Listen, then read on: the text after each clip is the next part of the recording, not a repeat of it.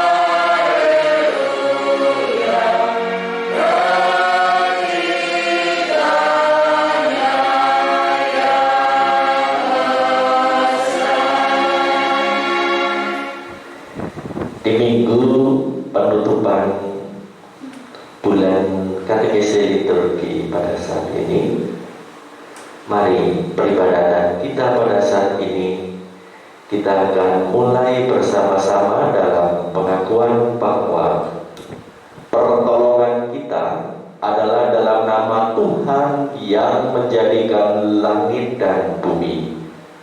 Oleh karena itu kasih karunia dan damai sejahtera dari Allah Bapa kita dan Tuhan Yesus Kristus kiranya ada pada saudara sekalian. Amin.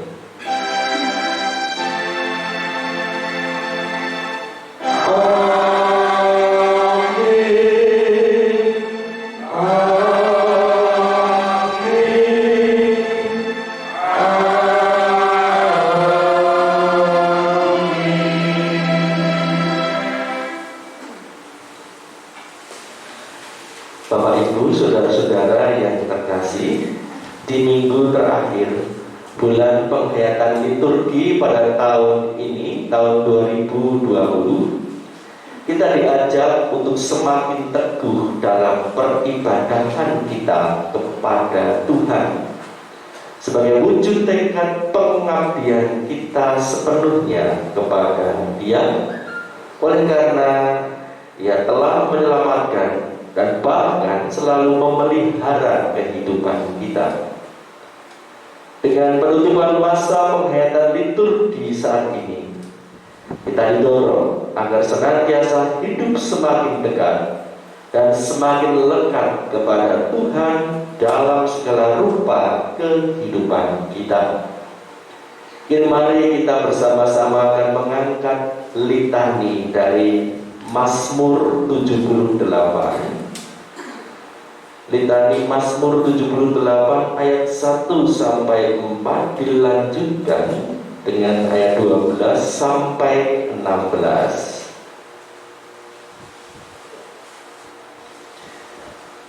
Pelajaran dari sejarah nyanyian pengajaran Asaf. Pasanglah telinga untuk pengajaranku, hai bangsaku.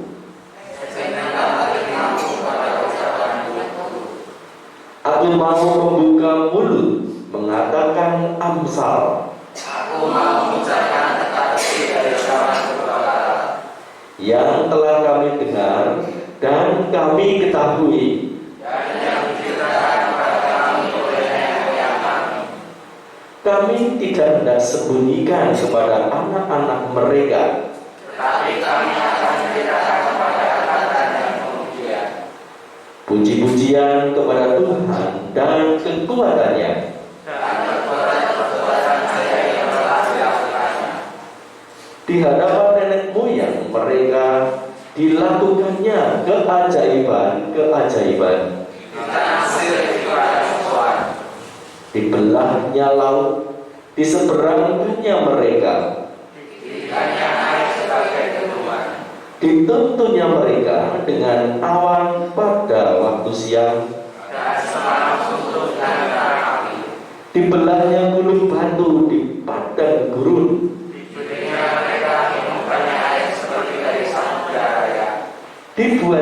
aliran air keluar dari bukit batu, yang sumbernya air turun seperti sungai. Saudara yang dikasihi Tuhan, mari kita akan memuliakan Tuhan kita dengan segenap hati kita dengan pujian Kidung Jemaat 15 bait pertama sampai kedua. Berhimpun semua menghadap Tuhan.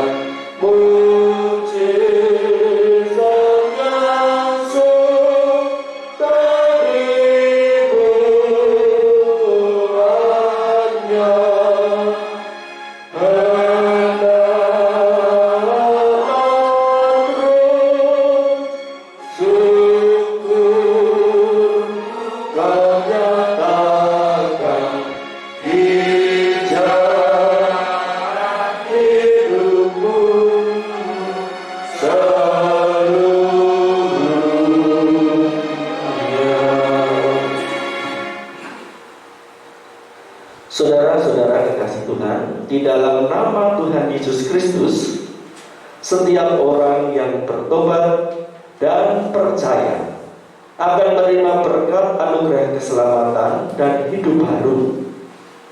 Sebagaimana dinyatakan di dalam surat Filipi 2 ayat 5 sampai 13 yang demikian. Hendaklah kamu dalam hidupmu bersama menaruh pikiran dan perasaan yang terdapat juga dalam Kristus Yesus, yang walaupun dalam rupa Allah tidak menganggap kesetaraan dengan Allah itu sebagai milik yang harus dipertahankan, melainkan telah mengosongkan dirinya sendiri dan mengambil rupa seorang hamba dan menjadi sama dengan manusia. Dan dalam keadaan sebagai manusia, ia telah merendahkan dirinya dan taat sampai mati, bahkan sampai mati di kayu salib. Itulah sebabnya Allah sangat meninggikan dia dan mengaruniakan kepadanya nama di atas segala nama, supaya dalam nama Yesus bertekuk lutut segala yang ada di langit dan yang ada di atas bumi dan yang ada di bawah bumi, dan segala lidah mengaku Yesus Kristus adalah Tuhan, bagi kemuliaan Allah Bapa. Hai saudara-saudaraku yang kekasih, kamu senantiasa taat. Karena itu, tetaplah kerjakan keselamatanmu dengan takut dan gentar, bukan saja seperti waktu aku masih hadir, tetapi lebih pula sekarang waktu aku tidak hadir. Karena Allah lah yang mengerjakan di dalam kamu, baik kemauan maupun pekerjaan, menurut kerelaannya. Demikianlah saudara-saudara, berita anugerah dan petunjuk hidup baru dari Tuhan. Syukur kepada Allah.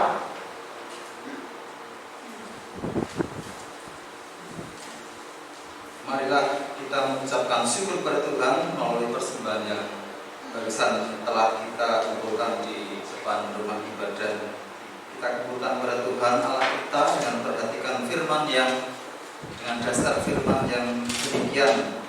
Karena itu, saudara-saudara, demi kemurahan Allah, aku menasihatkan kamu supaya kamu persembahkan tubuhmu sebagai persembahan yang hidup, yang kudus, dan yang berkenan kepada Allah. Itu adalah ibadahmu yang sejati. Roma 12 ayat 1. Marilah Bapak Ibu, saudara yang terkasih dalam Yesus kita akan melantunkan kidung jemaat sebagai ucapan syukur kita kepada Tuhan, yaitu kita terambil dari kidung jemaat 393 ayat 1. Tuhan betapa banyaknya.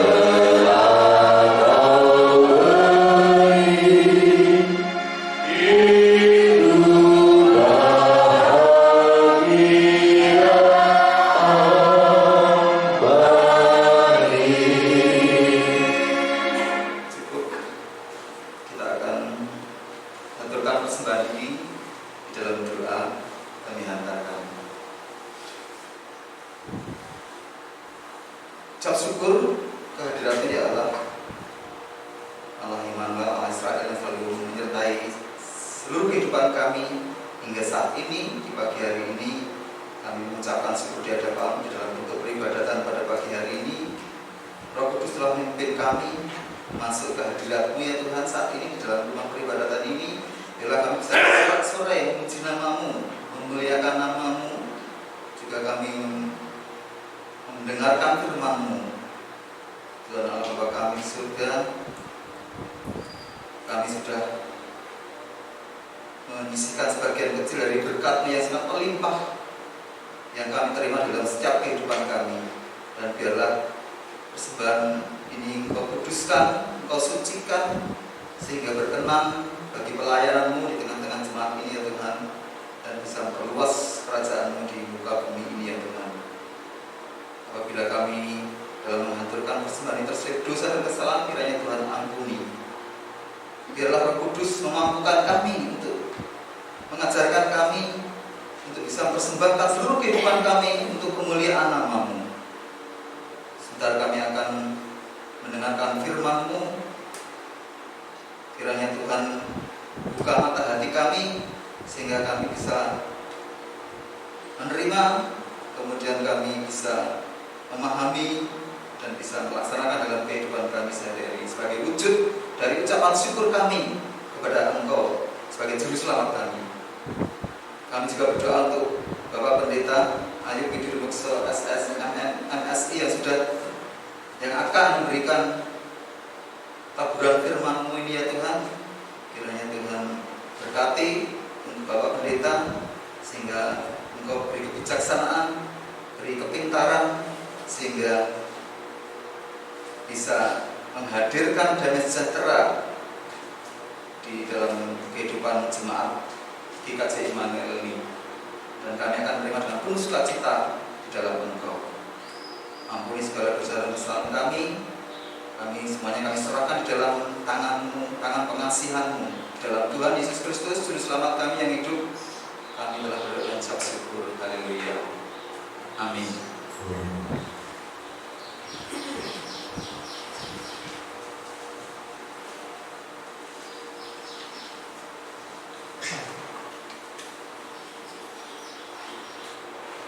Bapak Ibu Saudara yang dikasihi Tuhan, mari kita akan membaca dari Keluaran 17 ayat 1 sampai 7. Bapak Ibu menyimaknya, saya akan membacakan yang demikian.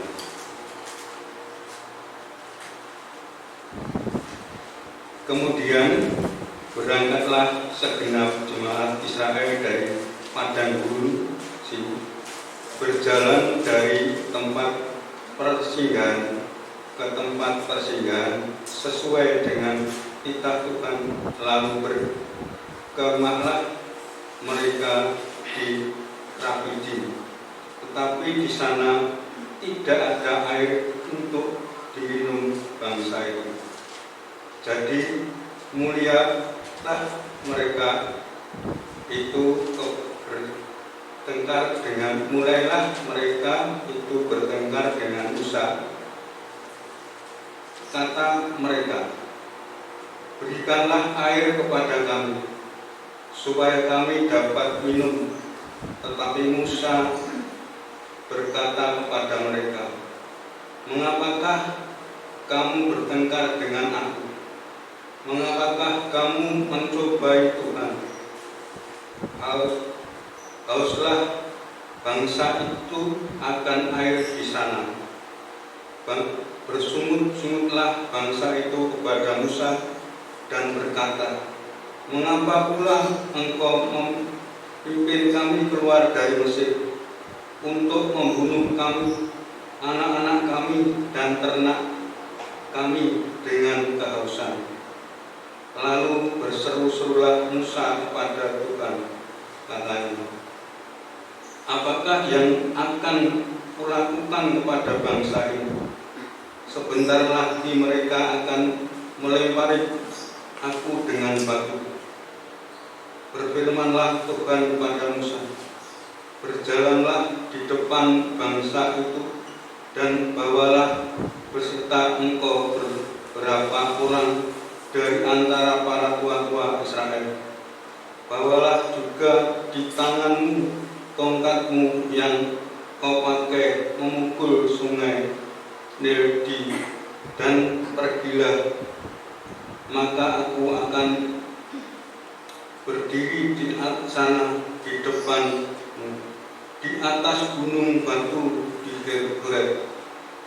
Haruslah kau pukul gunung batu itu, dan dari dalamnya akan keluar air, sehingga bangsa itu dapat minum. Demikianlah perbuatan Musa di depan mata tua-tua Israel, di mana dinamailah dengan tempat itu Masa dan Meribah, oleh karena orang Israel telah bertengkar dan oleh karena mereka telah mencobai Tuhan dengan mengatakan, adakah Tuhan di tengah-tengah kita atau tidak? Demikianlah firman Tuhan. Puji syukur pada Allah.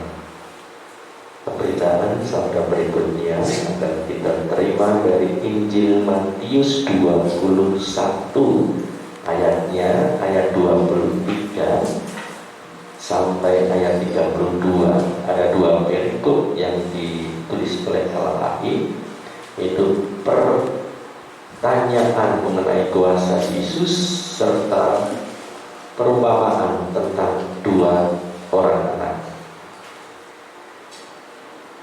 Lalu Yesus masuk ke Bait Allah, dan ketika dia mengajar di situ, datanglah imam-imam kepala serta tua-tua bangsa Yahudi kepadanya dan bertanya, dengan kuasa manakah engkau melakukan hal-hal itu?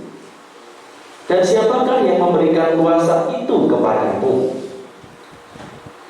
Jawab Yesus kepada mereka, aku juga akan mengajukan satu pertanyaan kepadamu, dan jikalau kamu memberi jawabnya kepadaku, aku akan mengatakan juga kepadamu, dengan kuasa manakah aku melakukan hal-hal itu? Dari manakah baptisan Yohanes? Dari surga atau dari manusia? Mereka memperbincangkannya di antara mereka dan berkata, jika kita katakan dari surga, ia akan berkata kepada kita, kalau begitu mengapakah kamu tidak percaya kepadanya? Tetapi jikalau kita katakan dari manusia, kita takut kepada orang banyak, sebab semua orang menganggap Yohanes ini nabi. Lalu mereka menjawab Yesus, kami tidak tahu. Dan Yesus pun berkata kepada mereka, jika demikian, aku juga tidak mengatakan kepadamu dengan kuasa manakah aku melakukan hal-hal itu. Tetapi apakah pendapatmu tentang ini? Seseorang mempunyai 2 anak laki-laki. Ia pergi kepada anak yang sulung dan berkata, anakku, pergi dan bekerjalah hari ini dalam kebun anggur. Jawab anak itu, baik Bapak. Tetapi ia tidak pergi. Lalu orang itu pergi kepada anak yang kedua dan berkata demikian juga. Dan anak itu menjawab, aku tidak mau. Tetapi kemudian ia menyesal lalu pergi juga. Siapakah di antara kedua orang itu yang melakukan kehendak ayahnya? Jawab mereka, yang terakhir. Kata Yesus kepada mereka, aku berkata kepadamu sesungguhnya, pemungut-pemungut cukai dan perempuan-perempuan sundal akan mendahului kamu masuk ke dalam kerajaan Allah. Sebab Yohanes datang untuk menunjukkan jalan kebenaran kepadamu, dan kamu tidak percaya kepadanya.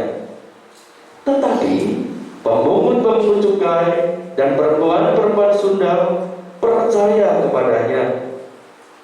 Dan meskipun kamu melihatnya, tetapi kemudian kamu tidak menyesal, dan kamu tidak juga percaya kepadanya. Demikianlah Injil Kristus. Berbahagialah yang mendengarkan firman Allah dan melakukannya. Haleluya, amin. Nah, Bapak Ibu, saudara-saudara yang dikasihi oleh Tuhan, nah, di akhir bulan penghayatan liturgi, katekesi liturgi atau peribadahan kita atau kehidupan ibadah kita kepada Tuhan.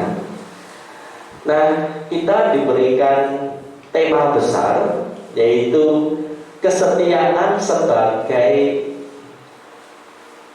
ibadah sebagai tanda kesetiaan kepada Allah. Jadi ibadah sebagai tanda kesetiaan kepada Allah.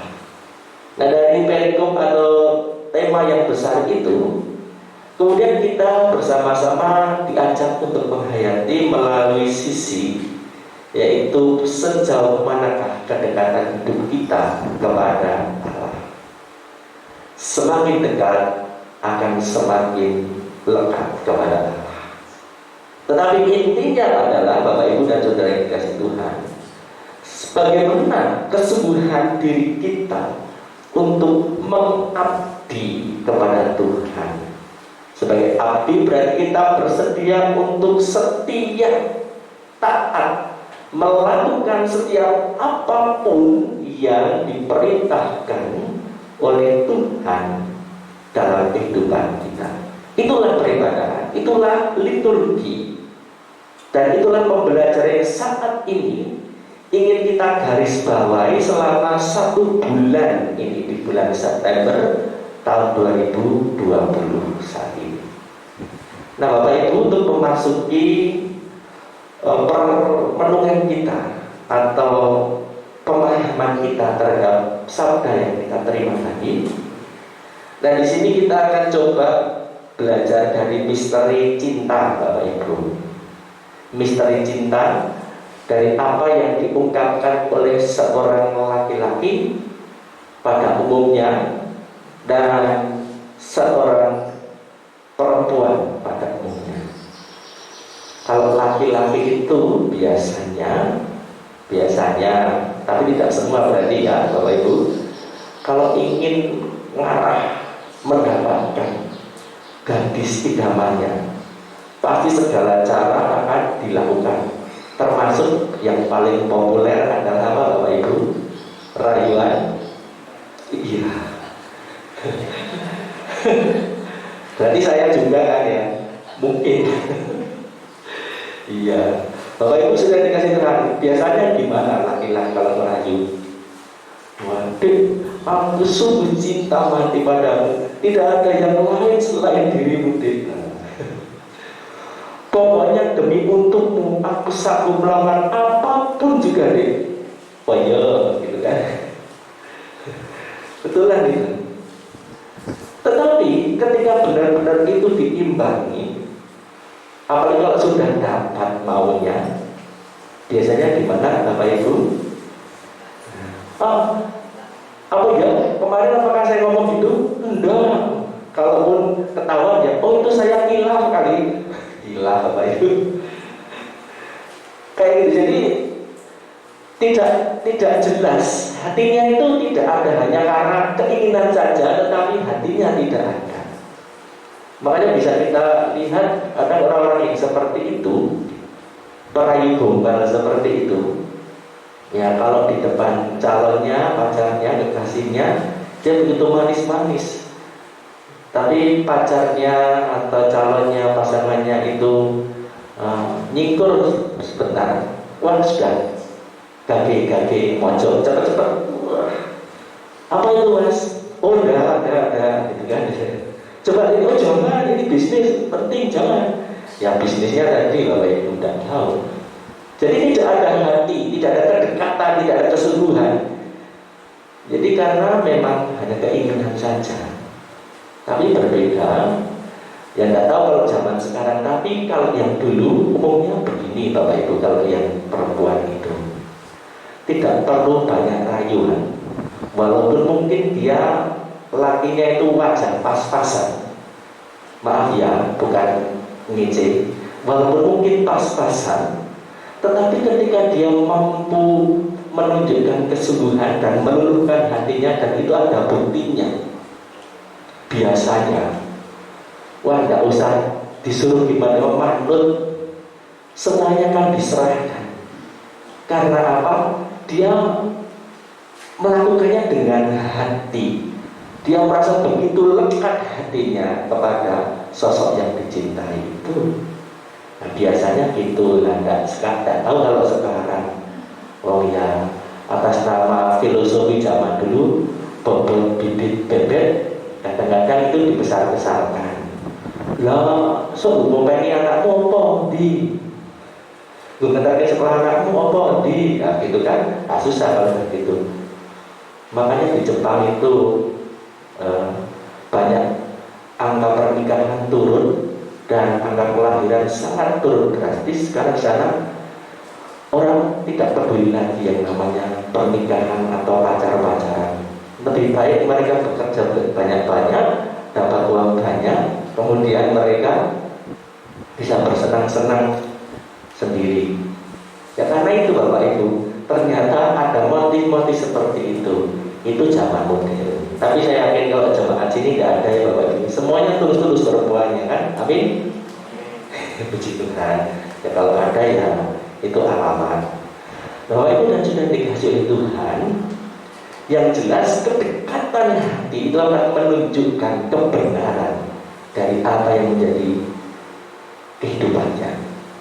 Nah, di sini menjadi refleksi kita sebagai gereja, di mana dalam kehidupan gereja itu kita dipanggil sebagai hamba Tuhan. Gereja ada untuk bisa mengabdi, berbakti kepada Tuhan. Dengan demikian, maka kehidupan gereja harus senantiasa setia, mentaati apa yang menjadi keinginan Tuhan, dan itu adalah menghadirkan kerajaan Allah, memberitakan kerajaan surga dalam kehidupannya kepada setiap orang, setiap waktu, setiap keadaan. Baik ketika kita masih muda ataupun nanti sampai hampir tiba akhir hayat kita. Kita sebagai gereja, sebagai orang-orang Kristen harus setia, taat, berbakti kepada Tuhan untuk menghadirkan kerajaan surga itu. Nah, tetapi Bapak Ibu, bagaimana kenyataannya? Di dalam dunia pelayanan gereja, kadang-kadang meskipun apa yang dilakukan begitu besar, begitu luar biasa, tetapi ternyata kalau selidik punya selidik, menurut survei, kata kuis apa itu? Kuis 100 itu Bapak Ibu. Nah, ternyata ada banyak juga gereja di dalam melakukan pelayanannya itu tidak untuk menunjukkan bakti dia kepada Tuhan, tetapi untuk mewujudkan keinginan-keinginan diri mereka sebagai gereja. Sehingga pada akhirnya bisa dilihat dengan ekspresi sikap hidupnya. Gereja begitu berbangga dengan apa yang dimiliki secara materi, secara lahiriah, secara duniawi. Wah, hebat gerejaku, jemaatnya gede, luar biasa. Piro? 10.000. Wah, hebat ya, hebat dong. Wah, gerejanya sekarang begitu megah. Hebat ini, berkat Tuhan luar biasa. Semua jemaat ketika disuruh untuk perpuluhan dan sebagainya, dia melakukannya. Nah, itu yang terjadi. Nah, sementara jemaatnya sendiri untuk apa melakukan perpuluhan? Kadang-kadang motifnya tidak untuk bersyukur, tidak untuk berbakti kepada Tuhan, tetapi supaya di dalam kitab suci kan dikatakan supaya Tuhan akan mengembalikan berapa kali lipat? 4 kali lipat. Wah, nek ngono umpamane aku persembahane nek ping 1000, apa kali untuk 4.000 sobat. Oh, apa-apa nih. Pokoknya bogo saiki larang. Mungkin begitu ya.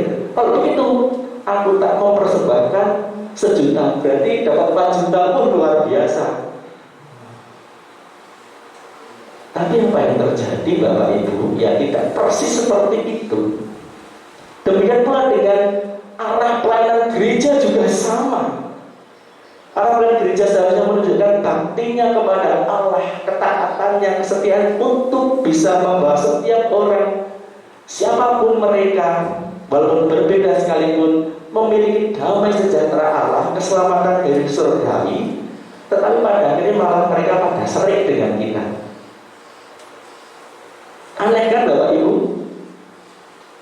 Dengan semakin besarnya gereja, justru semakin banyak orang yang cemburu. Sangat ironis sekali, dan ini harus menjadi pertanyaan besar refleksi kita sebagai gereja. Nah, bagaimana seharusnya Bapak Ibu dan sudah dikasih Tuhan? Mari kita belajar dari perikop Injil Matius 21 ayat 23 sampai 32 ini. Di situ menceritakan tentang bagaimana Tuhan Yesus, tentang bagaimana Tuhan Yesus memahami sikap para pemimpin umat Israel Yahudi pada waktu itu dibandingkan dengan umat awam, termasuk bahkan para pendosa di tengah-tengah bangsa itu. dengan mengumpamakannya sebagai seorang anak sulung atau anak pertama dan anak yang kedua. Empunya kebun anggur berkata kepada anak sulungnya tadi, suruh untuk bekerja hari ini di ladang. Jawabnya pun kelihatannya bagus sekali, menyenangkan sekali. Wah, membuat orang tuanya itu merasa lega. Ya Bapak, jawabnya kelihatan begitu. Tapi ternyata gini kenapa panggil itu loh Bapak Ibu. Bilang iya tetapi tidak melakukannya. Dia sibuk dengan kesenangan diri atau keinginan dirinya. Jadi ketika itu tidak diinginkan, dia tidak mau dilakukan. Walaupun tidak mau, tapi di depan tadi sudah bilang ya mungkin, tapi gosek. Itu yang terjadi Bapak Ibu. Ada banyak arti gosek ini Bapak Ibu. Aku tidak suka, tidak menguntungkan, aku ingin santai, tidak bersusah payah, kenapa harus melakukan, dan lain sebagainya. Yang jelas sikap itu adalah sikap yang munafik. Berkata ya itu sesungguhnya merupakan hal yang baik, yang benar. Tetapi pada kenyataan yang tidak melakukannya, maka dia tidak hanya tidak benar, dia tidak hanya sebagai penipu, tetapi dia sebagai pribadi yang munafik. Itu yang sesungguhnya bisa kita mengerti dari kisah ini. Sementara Bapak Ibu, karena melihat ternyata anak yang pertama sudah mengingkari, dia datang dengan penuh harap kepada anaknya yang kedua. Dan yang jelas di sini anak kedua ini sebagai gambaran dari orang-orang awam dan para pendosa. Sementara anak pertama tadi yang dipandang sebagai yang baik, itu adalah gambaran dari para imam-imam dan tuan-tuan bangsa Israel Yahudi tadi. Nah, jawabnya anak kedua atau si bungsu, dia bilang, aku gak mau. Tetapi ternyata meskipun tidak mau, hatinya tidak sampai, tidak bisa, tidak tega. Ya sudahlah, saya tak lakukan. Dan benar-benar dilakukan. Maka Bapak Ibu dan Saudara dikasih Tuhan, meskipun kata yang diberikan, yang didengar oleh yang mempunyai kebun anggur sang bapaknya ini, si bungsu ini memang tidak sesuai dengan yang diharapkan, tetapi pada akhirnya dari sikapnya, dari perbuatannya yang kemudian mau menyadari siapakah dirinya sebagai anak yang harus mau berbakti, melakukan kehendak bapaknya, taat setia setiap perintah ayahnya, maka inilah yang kemudian membuat ayahnya berkenan. Oleh karena itu, pertanyaan penting, persoalan yang diajukan oleh Yesus kepada para tua-tua maupun orang imam-imam sekaligus orang banyak di situ kalangan awam, siapakah yang melakukan benar? Dijawab oleh mereka sendiri. Yang kedua, nah Bapak Ibu dan Saudara yang dikasihi Tuhan, nah di sini kita sesungguhnya sama seperti imam-imam ataupun para tua-tua, ataupun mungkin kita juga menjadi posisi sebagai awam, bahkan mungkin para pendosa.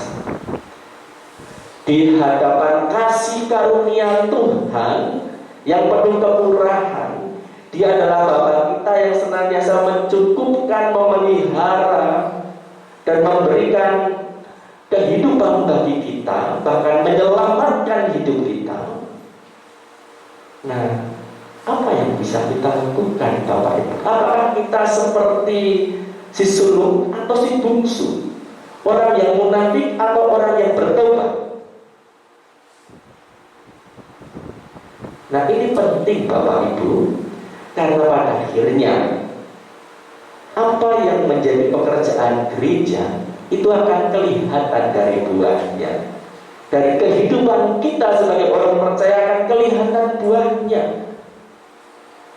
Jadi jangan terjebak atau tertipu ketika kita melihat orang yang kelihatannya wah luar biasa salehnya, jangan terjebak.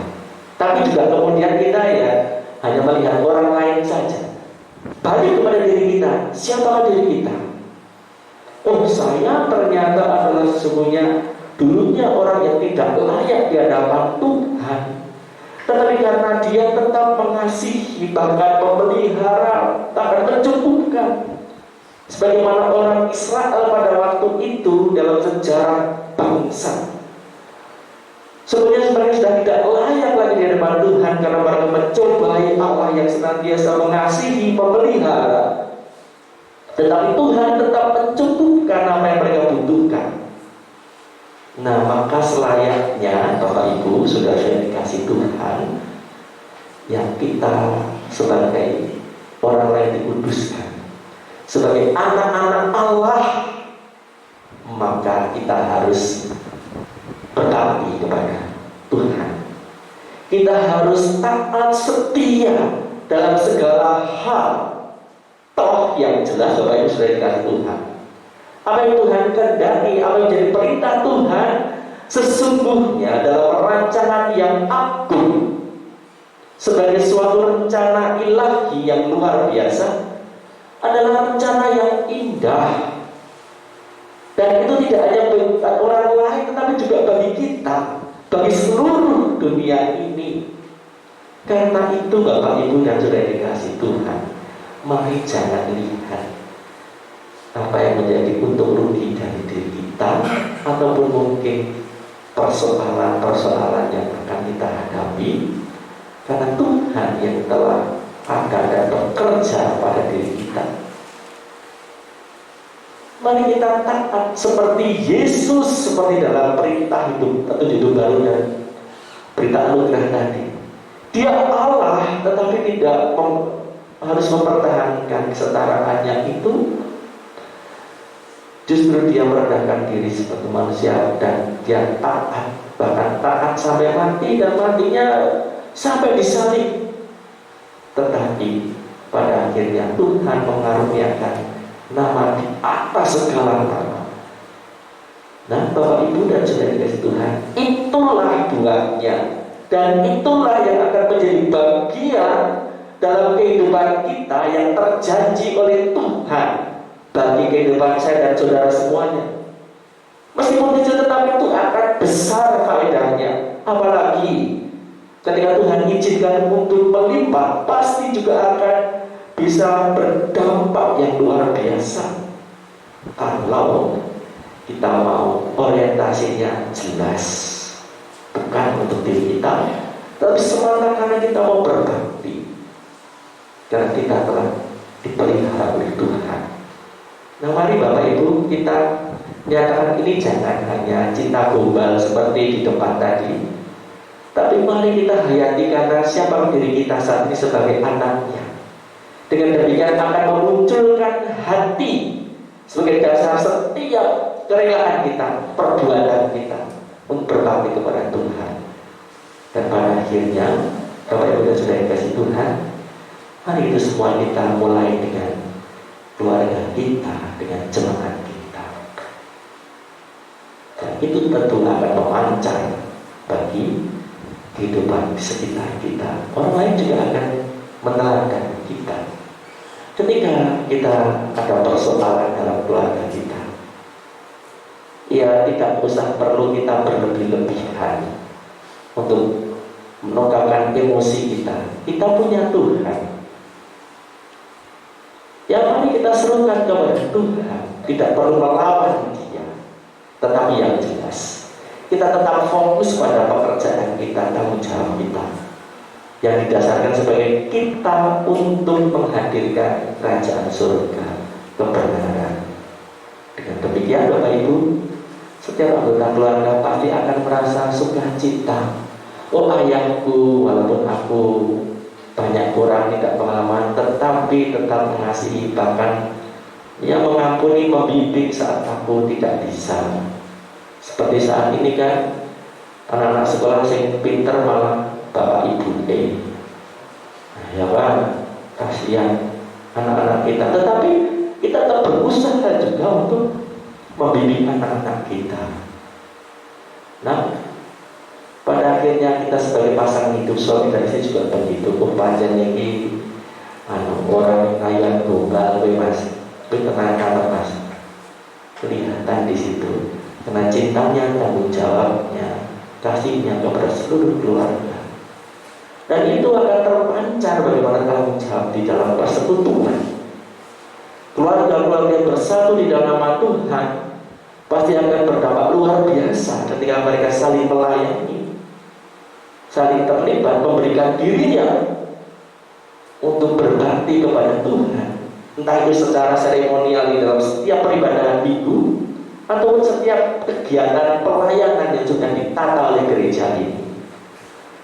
Oh ibu-ibu puncak sawit setiap hari Sabtu yuk kerja bakti tata bunga ibu-ibu. Yang muda-muda oh kerja bakti bersih-bersih. Oh itu ada apa yang mau dibikin, yuk bikin.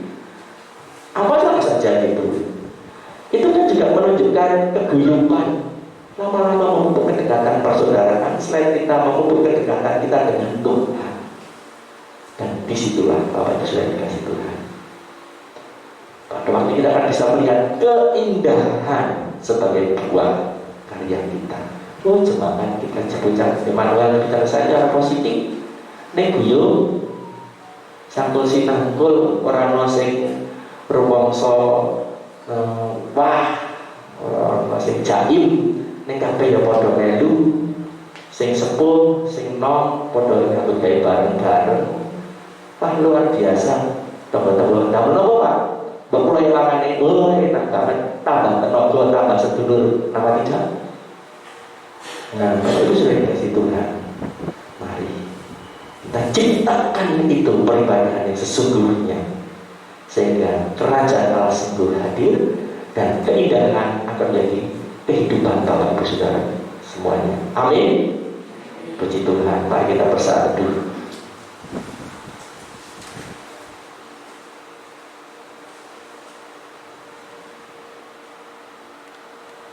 Ya Allah, kami mengucap syukur di akhir bulan penghayatan peribadahan katekesi liturgi.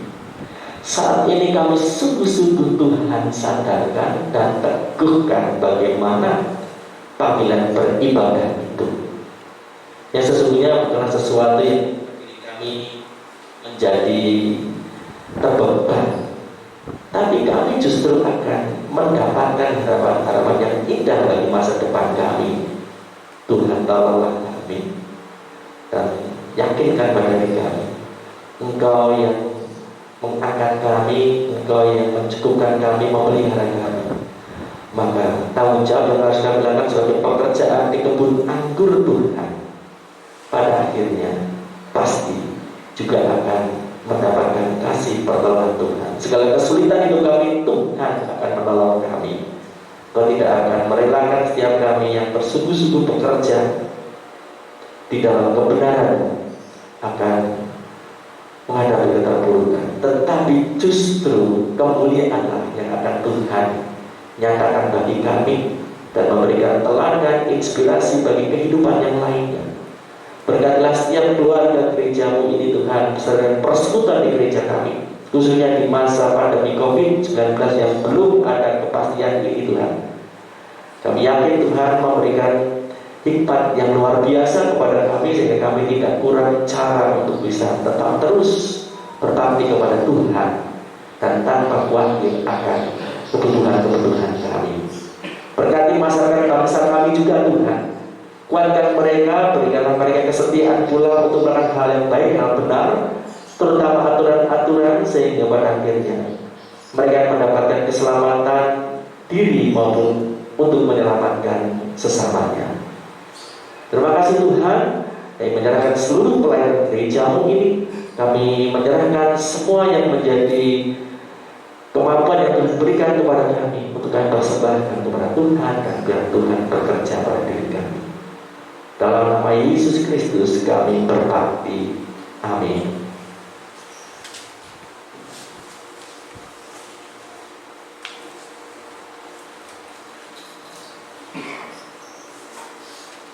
Jemaat kami undang untuk berdiri. Bersama dengan seluruh umat kudus kepunyaan Tuhan sepanjang masa di seluruh bumi, marilah kita meneguhkan pengakuan iman kita dengan mengucapkan pengakuan imam rasuli yang demikian. Aku percaya pada Bapa yang Maha Esa, paling langit dan pada Yesus Kristus anaknya yang tunggal Tuhan kita, yang dikandung dari Roh Kudus dan yang diperintahkan Pontius Pilatus, disalibkan, mati dan kuburkan, turun ke dalam kerajaan Allah. Pada hari ketiga bangkit dari antara orang mati, naik surga, duduk di sebelah kanan Allah Bapa yang Maha Kuasa. Dan akan datang dari sana dan menghakimi orang hidup dan yang mati. Aku percaya pada Roh Kudus, Gereja Kudus Allah, persekutuan orang kudus, pengampunan dosa, bangkitan bangkit dan hidup yang kekal. Amin.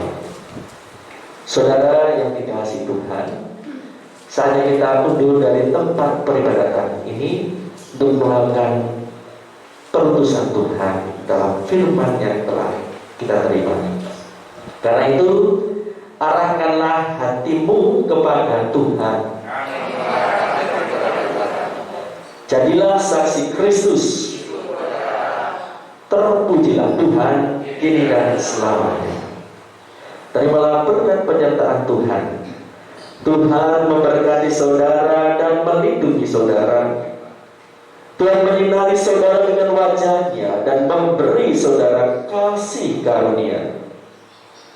Tuhan menghadapkan wajah-Nya kepada saudara dan memberi saudara damai sejahtera.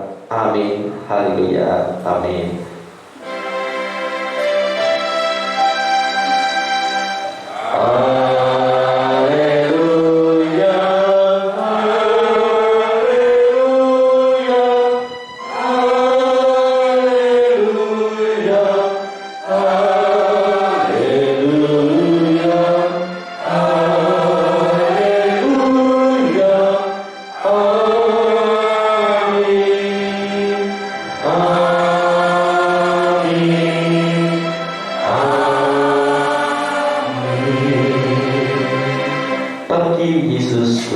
Hidupku seluruhnya. Kidung Jemaat 363.